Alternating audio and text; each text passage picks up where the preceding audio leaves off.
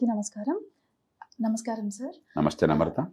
రీసెంట్‌గా supreme court judgement ఒకటి వచ్చింది. రాజకీయ పార్టీలకి ఇచ్చే విరాళాలు, ఎన్నికల విరాళాలపై ఈ ఎలక్టరల్ బాండ్ స్కీమ్ అనేది అన్‌కాన్స్టిట్యూషనల్ అని, రాజ్యాంగ విరుద్ధం అని వచ్చింది. ఇది ఎంతవరకు సబబు సార్? మీ అభిప్రాయం ఏంటి? మిమ్మల్నే ఎందుకు అడుగుతున్నాము అంటే, మీరు 2003 నుంచి political funding reform in India పైన ఆర్కిటెక్ట్. 2003 ఎలక్టరల్ లా ఒకటి తీసుకొచ్చారు. అన్ని రాజకీయ పార్టీలకి కూర్చోపెట్టి వాళ్ళ అనుసంధానంతో ఒక పార్టీకి అతీతంగా ఈ లాని తీసుకొచ్చారు. అప్పటి నుండి ఈ జర్నీ అనేది సాగుతుంది. మధ్యలో ఈ ఎలక్టరల్ బాండ్ స్కీమ్ వచ్చింది. ఇప్పుడు అది పూర్తిగా అన్‌కాన్స్టిట్యూషనల్ అని తేల్చేసింది. ఎందుకు సార్? అసలు ఎందుకు ఈ స్కీమ్? ఏమిటిది? ఎందుకు తీసేశారు?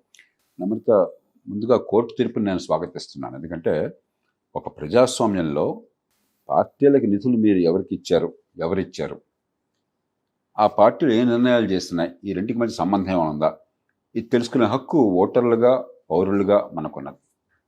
లేకపోతే పార్టీలు ప్రైవేట్ ఆస్తులు అయిపోతాయి, రాజ్యం వీరభోజ్యం అయిపోతుంది. అంచేత సూత్రప్రాయంగా రహస్య బాండ్లు అనేవి సరైనవి కావు. కాబట్టి సుప్రీంకోర్టుకి ఈ రకంగా తీర్పు తప్ప ఇంకో తీర్పు ఇచ్చే అవకాశమే లేదు.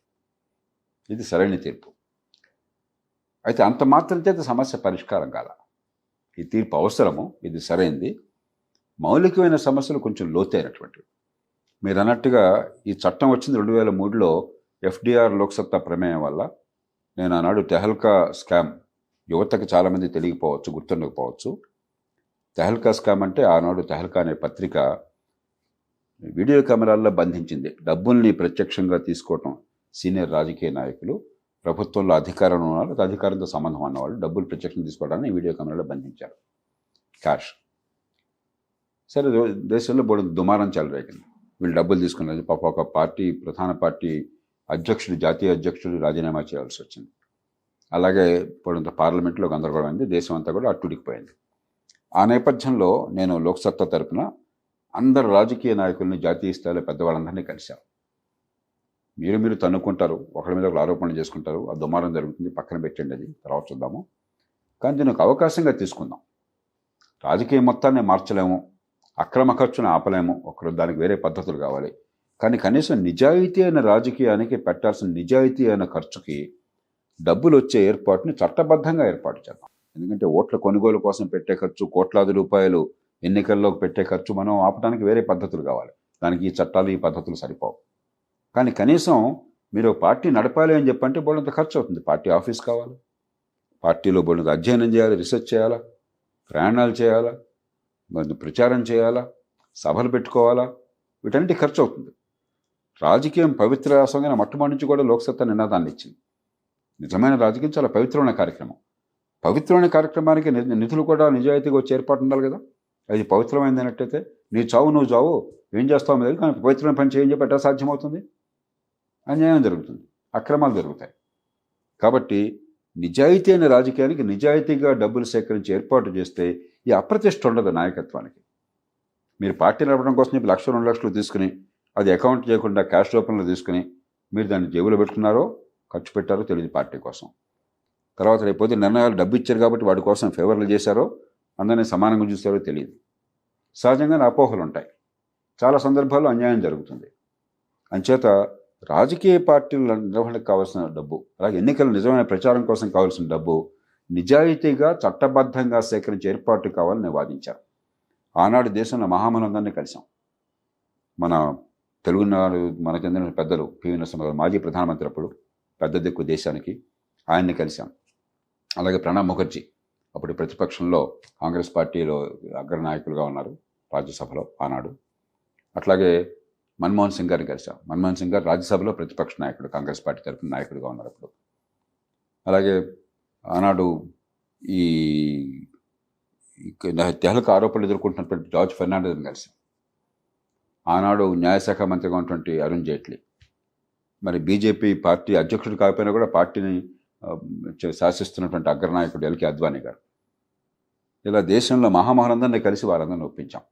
మీరు మిగతావన్నీ తర్వాత చూద్దాం, అక్రమ ఖర్చు, ఓట్ల కొనుగోలు, కనుక ఎన్నికల వ్యవస్థ మారాలి.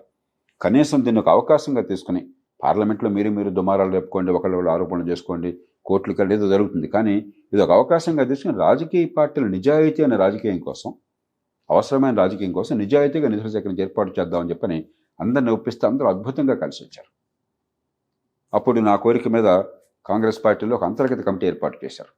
మన్మోహన్ సింగ్ అధ్యక్షతన పార్టీల నిధుల సేకరణ గురించి అధ్యయనం చేసి ఒక నివేదిక ఇమ్మని చెప్పాను. మన్మోహన్ సింగ్ గారి నివేదిక కరెక్ట్గా లోక్సత్తా ఏం కోరుతుందో అదే నివేదిక ఇచ్చారు ఆయన. దాన్ని ఆనాడు అధికారంలో ఉన్నటువంటి ఎన్డీఏ, మరి ఎల్కే అద్వానీ గారు, అరుణ్ జైట్లీ గారు, ప్రతిపక్ష పార్టీ అంతర్గత కమిటీ ఇచ్చిన నివేదికని ప్రభుత్వం పూర్తిగా ఆమోదించింది. నాకు తెలిసి దేశ చరిత్రలో అది ఇంతవరకు జరగల. ఖచ్చితంగా 1970 నుంచి 50 ఏళ్లలో అలాంటిది వినడానికి కూడా సాధ్యం కాదు. మీరు ఒకసారి ఊహించండి, వాళ్ళు కాంగ్రెస్ పార్టీ ఈవేళ కనుక ఒక అంతర్గతంగా పార్టీ లోపల కమిటీ నిర్ణయం చేస్తే దాన్ని ప్రభుత్వం ఆమోదించేసి చట్టం చేయడం అన్నది మీరు ఊహించండి. డెమోక్రసీ ఏకగ్రీవంగా ఆ కారణంగా చట్టం వచ్చింది. దాని వెనకాల బోర్డు అంతా కృషి చేసాం. ఆ చట్టంలో ప్రధానంగా 2 అంశాలు ఉన్నాయి. ఒకటి, బహుశా ఏ స్వతంత్ర దేశంలోనూ ప్రజాస్వామ్య దేశంలో కూడా లేదు, కనీసం పెద్ద దేశాల్లో ఖచ్చితంగా లేదు. మొట్టమొదటిసారిగా రాజకీయ పార్టీలకు ఇచ్చిన విరాళాల మీద 100కి 100 పాళ్ళు దాతలకి పన్ను రాయితీ. వ్యక్తుల ఆదాయం నుంచి ఇస్తే ఏ పరిమితి లేకుండా ఎంతనే వచ్చు, ఎంత ఇచ్చినా దాని మీద పన్ను ఉండదు. అది ఫుల్లీ ఎగ్జామ్ట్, 50% ఎగ్జామ్ట్ కాదు, ఫుల్లీ ఎగ్జామ్ట్. అలాగే కంపెనీలు అయినట్టయితే, లాభంలో ఉన్న కంపెనీ అయినట్లయితే 3 సంవత్సరాల లాభాలను తీసుకుని దాని సరాసరి కట్టి దానిలో 5% అంత పరిమితి లోపల మీరు విరాళాలు ఇవ్వచ్చు. ఆ విరాళాలకి పూర్తిగా పన్ను రాయితీ. అంటే క్యాష్ ఇవ్వాల్సిన అవసరం లేదు ఇచ్చేవాడికి. క్యాష్ ఎందుకు ఇస్తున్నారు? పన్ను ఎగ్గొట్టచ్చు అని చెప్పాను. క్యాష్ అంటే అన్ట్యాక్స్డ్ మనీ, అంతే కదా. వేరే చెక్ రూపంలో ఇస్తే ట్యాక్స్డ్ మనీ. ట్యాక్సే లేకపోతే క్యాష్కి చెక్కి తేడా లేదు కదా. మీరు పన్నులు కట్టి తర్వాత డబ్బు ఇవ్వాల్సిన అవసరం లేదు. పన్ను దాని మీద ఉండదు అసలు. ఆ డబ్బు మీద పన్ను మినహాయితీ వచ్చేసింది. కాబట్టి ఆ మేరకు ఒక ఇన్సెంటివ్, రాజకీయ పార్టీలకు విరాళాలు ఇవ్వడానికి, నచ్చిన పార్టీకి ఇవ్వడానికి ఒక ఇన్సెంటివ్ క్రియేట్ అయింది. ఆ చట్టం వచ్చింది. దానివల్ల ఏమైంది? దానివల్ల మంచి చట్టం వచ్చినా కూడాను ఎల్కే అద్వానీ గారు భారతీయ జనతా పార్టీకి ఒక ఆదేశం ఇచ్చారు. ఇక నుంచి మనకి పూర్తిగా దాతలకు పన్ను రాయితీ ఉంది కాబట్టి మనం క్యాష్ తీసుకోవద్దు. వారి పార్టీకి వారు ఇచ్చిన ఆదేశం ఏంటంటే, ఇక నుంచి మీరు పార్టీకి విరాళాలు తీసుకున్నట్టయితే చెక్ రూపంలోనే తీసుకోండి, క్యాష్ తీసుకోవద్దని ప్రకటించని చెప్పారు. వాళ్ళు క్యాష్ తీసుకోవడం మానేశారు. విచిత్రం ఏంటంటే, అధికారంలో ఉన్నా కూడా బీజేపీ, వారు జాతీయ స్థాయిలో ప్రభుత్వంలో వాజ్పేయి ప్రభుత్వం అధికారంలో ఉంది. అధికారంలో ఉన్నా కూడా మాకు చెక్ రూపంలోనే ఇవ్వండి, క్యాష్ వద్దు అనగానే వచ్చే విరాళాలు 70-80% పడిపోయినాయి అంట. అరుణ్ జైట్లీ గారు స్వయంగా నాకు 10-15 సార్లు చెప్పారు. 2004కి 2014కి మధ్య ఎన్నోసార్లు చెప్పారు, జయప్రకాష్ గారు మీరు ఇంత పోరాడి దాన్ని సాధించారు, మేమంతా సహకరించాము, చివరికి జరిగింది ఇది అని చెప్పి ఆయన మనసులో బాగా అది మెదులుతా ఉంది. ఎందుకని విరాళాలు పడిపోయినాయి? మీరు రహస్యంగా ఇస్తే రెండో కంటికి తెలియదు. చెక్ రూపంలో ఇచ్చి మీరు ఇచ్చారని తెలియగానే ఆ చట్టంలో పెట్టాము, విధిగా పారదర్శకంగా మీరు ఇచ్చింది బహిరంగపరచాలి. ఎవరెవరు ఎంత విరాళాలు ఇచ్చారో పార్టీ బహిరంగపరచాలి. అది ఎప్పుడైతే పెట్టామో ఆ పార్టీ ₹1 కోటి విరాళాలు ఇచ్చాడని తెలియగానే వేరే పార్టీ నన్ను హింసిస్తుంది, నన్ను ఆర్థికంగా బతకనివ్వదు, నా కంపెనీని దెబ్బ కొడుతుంది, నాకు అన్యాయం జరుగుతుంది, కాబట్టి నేను భరించిన డబ్బులు ఇచ్చి మళ్ళీ బాధలు కొని తెచ్చుకోవడం ఎందుకు కాబట్టి ఇవ్వటం మానేశారు. లేకపోతే బహుశా క్యాష్లో ఇవ్వడం మొదలెట్టారు, తర్వాత క్యాష్లో తీసుకున్నట్టయితే. అంచేత నిజమైన సమస్య ఉంది ఇక్కడ. మంచి చట్టం వచ్చినా కూడా నిజమైన సమస్య ఏంటంటే, మీరు ఒక నచ్చిన పార్టీకి విరాళం ఇస్తే ఆర్థికంగా మీకు అన్యాయం జరగదు, మిమ్మల్ని వేధించరు, అన్యాయం చేయరని చెప్పి నమ్మకం కలిగే వ్యవస్థ కావాలి. ఈ దేశంలో ఆ వ్యవస్థ లేదు. కాగితం మీద ఉంది, కాగితం మీద చట్టబద్ధ పాలన మన దేశంలో కూడా ఉంది. వాస్తవానికి చట్టబద్ధ పాలన లేదు, పడు లేదు, బడుతున్నాడు బర్రె. కాబట్టి అధికారంలో ఉన్నవాడు నాకు సాయం చేయకుండా వేరే పార్టీకి సాయం చేస్తే, ప్రత్యర్థులకు సాయం చేస్తే అంతు తెలుస్తారని కూర్చున్నారు అన్ని పార్టీల వాళ్ళు కూడా ఈ దేశంలో. అది పోవాలి దీర్ఘకాలంలో. జైట్లీ గారి మనసులో ఇది ఉంది కాబట్టి 10 ఏళ్ల పాటు నాతో ఎన్నోసార్లు మాట్లాడాలని చెప్పాను కదా. మళ్ళీ అధికారంలోకి వచ్చి ఆర్థిక మంత్రి కాగానే ఆయన ఒక లాయర్ బుర్ర ఉపయోగించి ఒక లాయర్ పరిష్కారం ఆలోచించాడు. ఆయన దేశంలో వ్యవస్థకు మంచి పరిష్కారం కాదు. ఆయన ఉద్దేశంలో ఏంటి, నల్ల డబ్బు రాకుండా ఉండాలి, మనం నల్ల డబ్బు అక్కర్లేదు, క్యాష్ అక్కర్లేదు, వైట్ మనీయే కావాలి, చెక్ రూపంలో కావాలి. కానీ ఇచ్చిన వాడి సంగతి తెలిస్తే వాడిని ఇబ్బంది పడతారు కాబట్టి వాడు తెలియకుండా రహస్యాన్ని కాపాడాలి. అందుకని ఈ రహస్య బాండ్ల స్కీమ్ తీసుకొచ్చారు. రహస్య బాండ్లు ఖచ్చితంగా తప్పు, దానిలో అనుమానం ఏమాత్రం, సుప్రీంకోర్టు చేసింది కరెక్ట్ అని పని. కానీ పరిష్కారం తీసుకురాదు నిజమైన మూలంలోకి వెళ్ళకపోతే. మొట్టమొదటి మూలం చూడాల్సింది డబ్బులు ఎవరికి విరాళం ఇచ్చినా కూడా వాళ్ళకి వేధింపులు సాధింపులు ఉండవు, వాళ్ళకి రక్షణ ఉంటుంది, వాళ్ళ కంపెనీలో వాళ్ళ ఆర్థిక వ్యవహారాలు దెబ్బతినవు అన్న నమ్మకాన్ని కలిగించే వ్యవస్థను పెట్టాలి. అది ఒక్కరోజు ఒక ఆర్డర్తో వచ్చేది కాదు, కొన్నేళ్లు పడుతుంది ఈ సంస్కృతి మార్చడానికి. తర్వాత నిజమైన చట్టబద్ధ పాలన తేవడానికి. మన దేశంలో నిజమైన చట్టబద్ధ పాలన లేదు. ఇది మొట్టమొదటి సమస్య, మనంతా గుర్తించాల్సింది. రెండో సమస్య, 180 పాళ్ళు రాజకీయంలో ఖర్చు అయ్యేది బస్సు 190 పాళ్ళు నిజంగా ప్రచారం కోసం పెట్టే ఖర్చు, పార్టీ నడక కోసం పెట్టే ఖర్చు కాదు, ఓట్లు కొనడం కోసం పెట్టే ఖర్చు, అక్రమ కార్యకలాపాల కోసం పెట్టే ఖర్చు. అసలు ఆ ఖర్చు లేకుండా చేయాలి, కానీ దానికి డబ్బులు ఎట్లా ఇవ్వడం ఆలోచించడం కాదు పరిష్కారం. మనం తెలుగునాట ఉన్నాం, తెలంగాణ, ఆంధ్రప్రదేశ్, తెలంగాణ ఎన్నికలు మన జరిగినాయి, ఏపీ జరగబోతున్నాయి.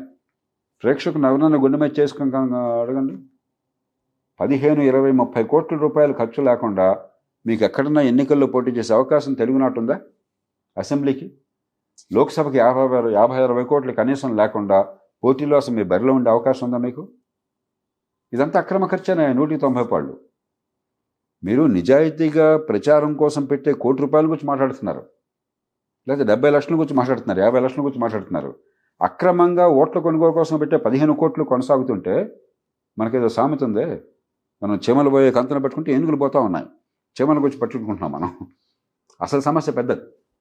కాబట్టి ఈ రెండు మనం అర్థం చేసుకోవాలి. ఖచ్చితంగా రహస్యమైన బాండ్లు కరెక్ట్ కాదు. సుప్రీంకోర్టు తీర్పు ఇంకో తీర్పు ఇవ్వడానికి అవకాశం లేదు. కానీ దీంతో పరిష్కారం అయిపోయింది, అద్భుతం వచ్చింది, విప్లవం వచ్చింది. మన దేశంలో మనకు కొంచెం ఆవేశం జాస్తి. ప్రతిదాన్ని విప్లవం వచ్చేసింది అంటున్నాను, అంత విప్లవాలని రావు. నల్ల డబ్బు వెళ్ళిపోతుంది. ఎందుకంటే ఆ డబ్బు కనుక ప్రత్యక్షంగా ఇచ్చినట్టయితే అది ఇబ్బంది పెడతారన్న భయం ఉన్నది.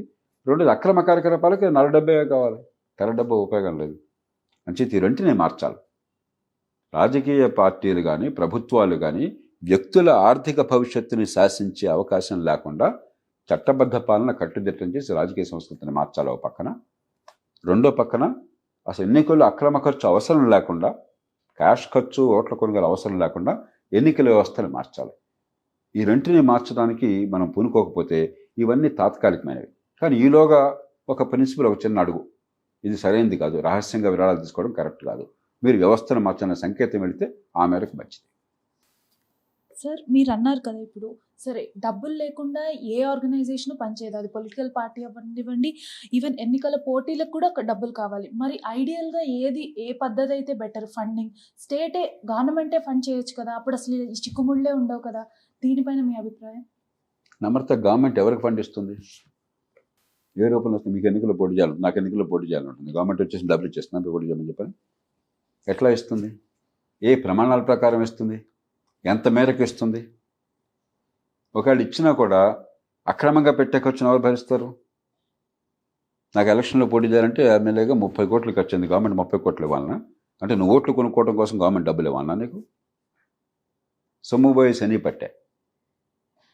కాబట్టి ఇది ఆచరణ సాధ్యమైంది కాదు. రాజకీయాల్లో అత్యధిక అక్రమ ఖర్చు అయినప్పుడు, ఎవరికెంత డబ్బు ఇవ్వాలో మనకి పద్ధతులు లేనప్పుడు ఆచరణ సాధ్యమైంది కాదు. రెండోది, రాజకీయం అంటే ఏంటి, నాయకత్వం అంటే ఏంటి? మీరు నాయకులుగా నిల్చోవాలి అనుకుంటే నమ్రత మంచి నాయకురాలుగా, మంచి ఆవేశాలతో, మంచి ఆలోచనలతో, మంచి ఎజెండాతో ప్రజల ముందుకు వచ్చిందంటే 10 మందిని మీరు మెప్పించగలగాలి, మీరు వాళ్ళకి స్ఫూర్తినివ్వగలగాలి, ఇన్స్పైర్ చేయగలగాలి. అరే, నమ్రత చెప్తుంది బాగున్నది, ఆమె నాయకురాలుగా ఉంటే నాకు భవిష్యత్తు బాగుంటుంది, మన సమాజం బాగుపడుతుంది చెప్పి నేను నమ్మాలి. నమ్మి నేను మీకు సహకరించాలి, మీకు మద్దతు ఇవ్వాలి. ఆ మద్దతు మిగతా వాటితో పాటు సమయాన్ని ఇవ్వాలి, వాలంటీర్గా పనిచేయాలి, డబ్బునివ్వాలి, వనరులను ఇవ్వాలి. అది నాయకత్వం. నాయకత్వం అంటే ఏంటి? 10 మందిని ప్రేరేపించి, స్ఫూర్తిని ఇచ్చి, వాళ్ళ శక్తి సామర్థ్యాల్లో కొంత భాగాన్ని అనుకున్న ఉమ్మడి లక్ష్యాల కోసం వినియోగించుతాం.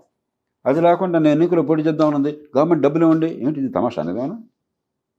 అది ప్రజాస్వామ్యం కాదు, నాయకత్వం కాదు. కొంతమేరకు రాజకీయ పార్టీలకు నిధులు ఇవ్వడానికి మార్గాలు అన్వేషించవచ్చు, అవసరం లేదు నా దృష్టిలో. ఇవన్నీ కూడా మనకి సముద్రంలో కాకిరెట్ లాంటివి.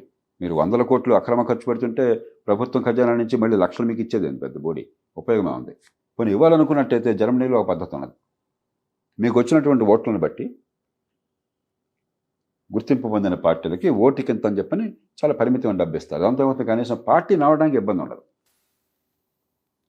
ఒక ప్రమాణం ఉన్నది, ప్రజల్లో ఏ మేరకు అయితే ఆదరణ ఉందో ఆ మేరకు మీకు కొంత డబ్బులు వస్తాయి ఖజానా నుంచి, అంతేగాని మొత్తం డబ్బులు రావు. ఒకవేళ అది చేస్తే నాకు అభ్యంతరం లేదు. కానీ అది చేసినా కూడా అసలు ఖర్చు ఇది కాదు కదా. మన దేశంలో రాజకీయ పార్టీలు పెట్టే ఖర్చులు 100కి 5-10 రూపాయలే పార్టీ నిర్వహణ, లేకపోతే ఎన్నికల ప్రచారం, నిదాన ప్రచారం. మిగతా అంతా అక్రమ ఖర్చు. పెయిడ్ న్యూస్ కొనడం కోసం మీడియాకి ఇచ్చే ఖర్చు 2-3 కోట్ల రూపాయలు లంచాలు ఇవ్వటం, ఓట్లు కొనుగోలు కోసం 10 కోట్ల రూపాయలు డబ్బులు పంపిణీ చేయటం, లేదా కొన్ని సందర్భాల్లో గోండాలను పెట్టడం, రకరకాలుగా సారాయి పోయించడానికి. ఇవి కాదు కదా మనం ఖర్చు పెట్టాల్సింది అధికారికంగాను చట్టబద్ధంగాను. అసలు అది 100కి 90 రూపాయలు ఆ ఖర్చు కదా.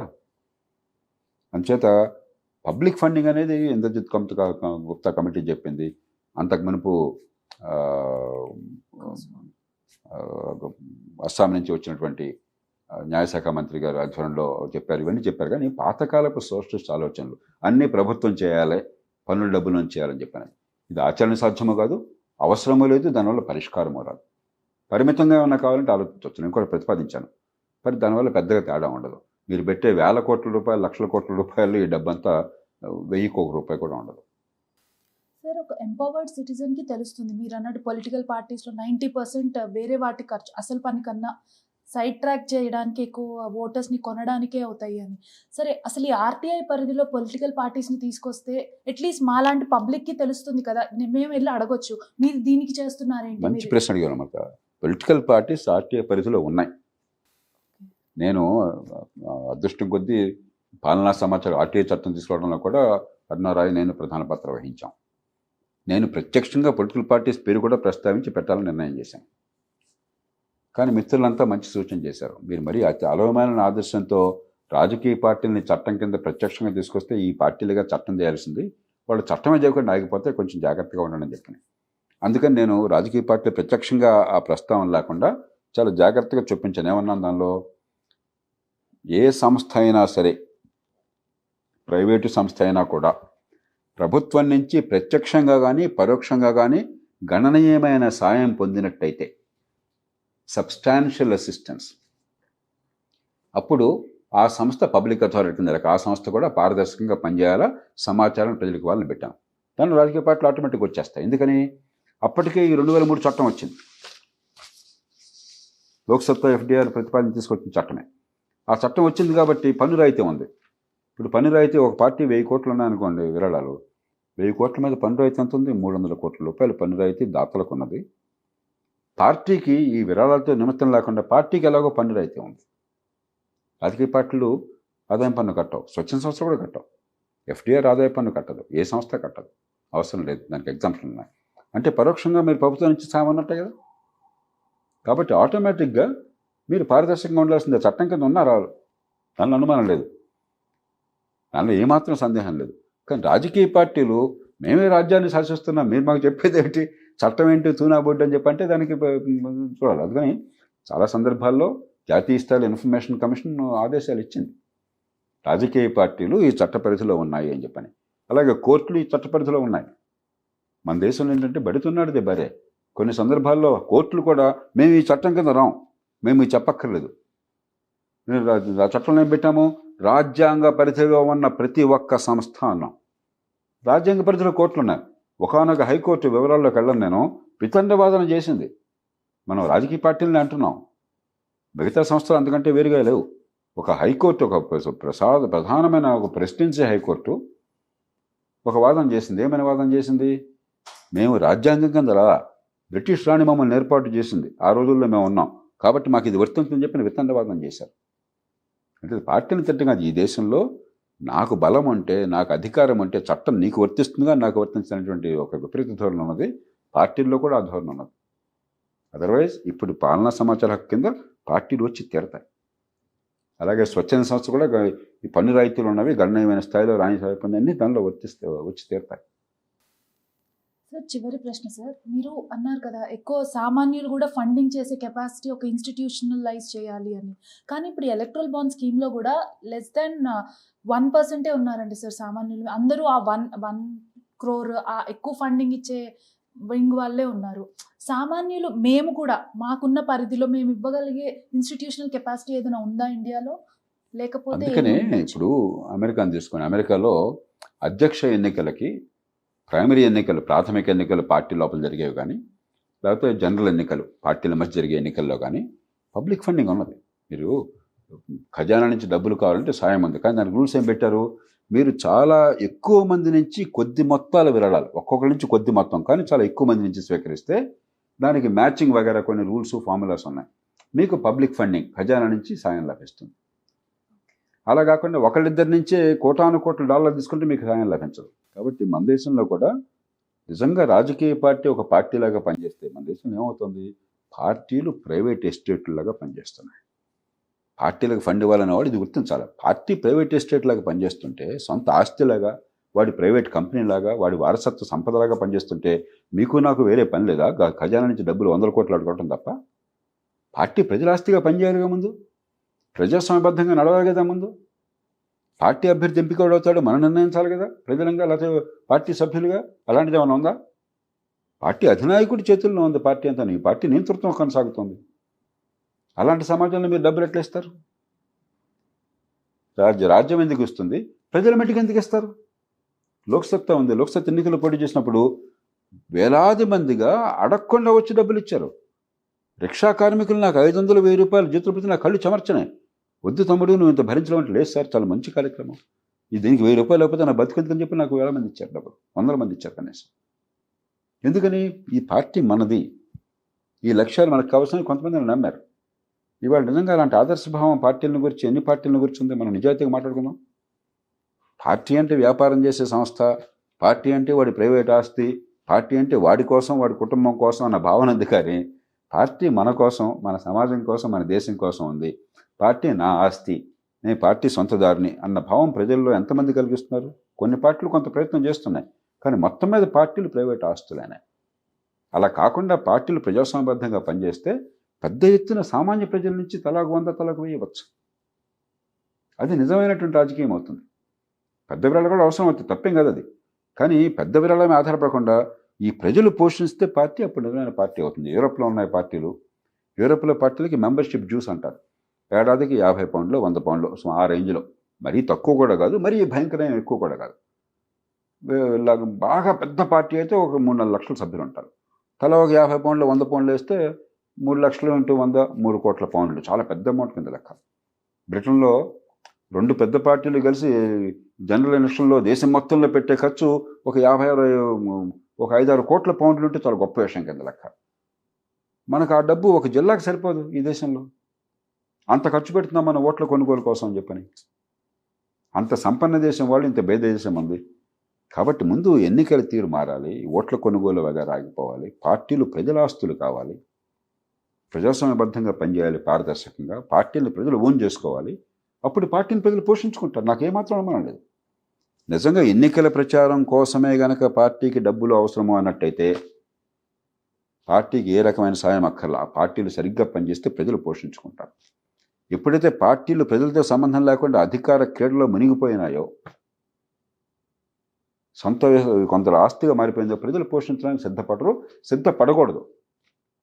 వాడి సొంతంగా చేసుకుంటే నీకు నాకు ఎంత పిచ్చి, వాడికి డబ్బులు ఇవ్వడం నాకు అర్థం కాదు. మన కోసం చేస్తే డబ్బులు ఇవ్వాలి, కానీ మందైతే డబ్బులు ఇవ్వాలి. కానీ అంచేది ఇదే ఆషామాషి కాదు. ఇది పార్టీల తీరు కూడా మారాలి. డబ్బులు కావాలని కోరినప్పుడు మీరు పార్టీ ప్రజల ఆస్తిగా పనిచేయ. నువ్వు ఏ పార్టీ పనిచేస్తుందో చెప్పను నాకు ఇవాళ. పార్టీలు పూర్తిగా ప్రజాస్వామికీకరణ కావాలి. నాయకత్వం ఎవరు, సభ్యత్వం ఏమిటి, నిధుల విషయం ఏమిటి, అన్నింటిని మించి పార్టీ అభ్యర్థులు ఎవరు ఎంపిక అవుతున్నారు, ఏ ప్రాతిపదికన ఎంపిక అవుతున్నారు, ఈ పార్టీ సభ్యులు నిర్ణయం చేశారా, అధినాయకులు కూర్చొని డబ్బులు తీసుకుని కులాలు మతాలు చూసి కుటుంబాలు చూసి నిర్ణయం చేశారా? ఇవన్నీ కాకపోతే పార్టీ ఏంటి? పార్టీ ప్రైవేట్ ఆస్తి అయిపోయింది ఈ దేశంలో చాలా మేరకు. ఆ కీలకం అక్కడ ఉన్నది. మీరు అన్నది కరెక్ట్ సార్. ప్రజలు మేల్కొంటేనే వ్యవస్థలు కూడా మారుతాయి అని. ప్రజలు మేల్కోవటమే కాదు, ప్రజల ఆస్తిగా పార్టీలను మారిస్తుంది. పార్టీలు మేల్కోవాలి, పార్టీలకు జ్ఞానోదయం కలగాలి. పార్టీలు ప్రైవేట్ ఆస్తులుగా వ్యవహరిస్తున్నారు. Thank you sir.